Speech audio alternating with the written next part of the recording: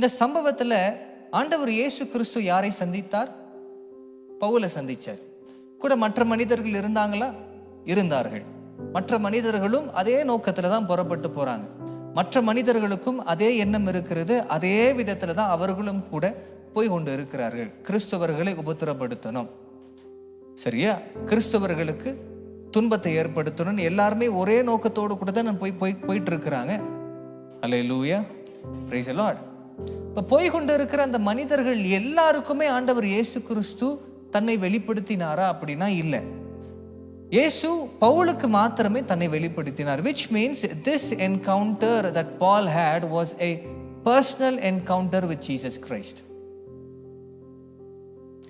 இயேசு கிறிஸ்துவோடு கூட இருந்த தனிப்பட்ட ஒரு சந்திப்பு. இயேசு தன்னை ஒரு சபையில வெளிப்படுத்துகிற விதமாக வெளிப்படுத்தல.